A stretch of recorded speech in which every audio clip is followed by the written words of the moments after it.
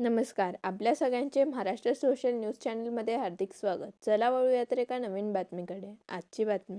धुळे तालुक्यातील कापडणे गावात दहशत माजवणाऱ्या गावगुंडांवर तातडीने कारवाई करावी या मागणीसाठी ग्रामस्थांनी जिल्हाधिकारी कार्यालयाबाहेर जोरदार निदर्शने केली. गावातील राहुल पांचाळ व उमेश शिलावट यांच्यावर व्यावसायिकांना धमकावणे तसेच महिला मुलींची छेडछाड केल्याचे आरोप करण्यात आले. हातात कोयता घेऊन दहशत पसरवली जात असून याबाबत सोनगीर पोलीस ठाणे येथे तक्रार देऊनही कारवाई होत नसल्याचा आरोप ग्रामस्थांनी केला. लवकरात लवकर कठोर कारवाई न झाल्यास आंदोलन तीव्र करण्याचा इशाराही देण्यात आला. यावेळी मोठ्या संख्येने ग्रामस्थ उपस्थित होते. नमस्कार. आम्ही कापडण्यातून जिल्हाधिकारी कार्यालयामध्ये आलो आहेत. कारण कार्यालयामध्ये येण्याचा प्रश्न असा आहे की आमचे शाळेतल्या मुली आणि आमच्या घरातले जे गाडी चालवणारे, या नदीमध्ये फिरणारे जे कोणी आहेत, त्यांना पण जी ही 2 मुलं आहेत ते खूप त्रास देत आहेत. त्या त्रासातून बाहेर काढण्यासाठी आज आम्हाला इथपर्यंत पाऊल उचलावं लागलं आहे. अगर कार्यालयामध्ये येऊन या लोकांनी अगर आमच्यावरती काही सांगितलं नाही की तुम्ही काय करणार, तर आम्ही पुढे जाऊ शकतो. फक्त आम्हाला एकच सांगायचं आहे, सोनगीरमध्ये जे पोलीस लोक आहेत त्यांना फक्त एवढंच विनंती आहे की त्यांना जास्त साथ देऊ नये. दिनांक 20 जानेवारी या दिवशी आम्ही लग्नाला जात होतो. तर आम्हाला स्टँडवर 2 नालायक हल्लेखोरांनी आमच्या पूर्ण फॅमिली होती माझी. तर त्या पहिले एक गाडी जात होती 407. त्या गाडीला त्यांनी आधी कोयता दाखवला. त्याच्यानंतर आमची गाडी मागून येत होती, तर आमच्याजवळ आले व त्यांनी आम्हालाही कोयता दाखवला आणि त्यांनी पूर्ण आमच्या गाडीवर हल्ला केला. त्या गाडीत मी, माझी सासू, माझे आई वडील व माझे मिस्टर होते. त्यांनी पूर्ण आमच्या गाडीला पूर्ण घेरून घेतलेले होते.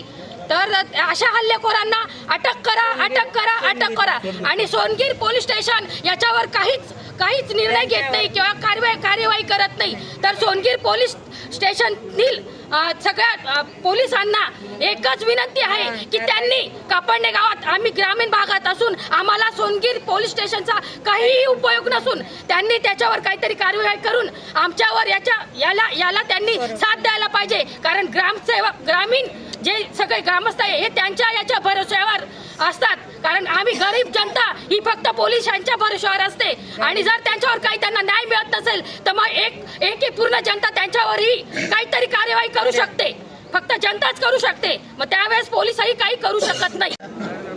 योगेश पाटील, जेव्हा आम्ही या ठिकाणी जात असताना त्या ठिकाणी आमच्यावर कोयत्याचा हल्ला केला गेला कारण नसताना, त्याच्या आधीही 10वीच्या परीक्षेमध्ये, त्याच्यानंतर गावामध्ये कोयता बिंदासपणे असं गावात मिरवून ते दहशत माजवण्याचा प्रयत्न करतात. याच्या आधीही अनेक गुन्हे त्यांनी केलेले, पण गुन्ह्याची नोंद होण्याआधीच सोनगीर पोलीस स्टेशनवाले ते सोडून देतात. त्यांची एवढी मजुरी आहे, त्यांची एवढी सेवा चालते. तर कापडण्यामध्ये जेव्हा त्यांना अटक करायला आलेली गाडी होती, त्या गाडीमध्ये ते बसून सिगरेट प्याले. सिगरेट पिऊन त्यांना पाण्याची बॉटल त्यांना पुरवण्यात आली.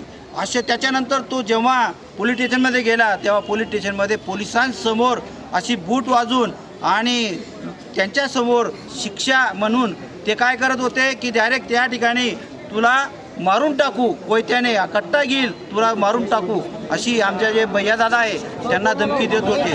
त्या धमकीतून त्याच्यानंतर त्यांनी सांगितलं हे पोलीस आमचे सर्व बांधलेले आहेत, आम्ही आपटे देतो, आम्ही चोऱ्या करतो, आम्ही वाटा पाडतो, अशा अनेक गोष्टी त्यांच्या पोलिसांसमोर झाल्या.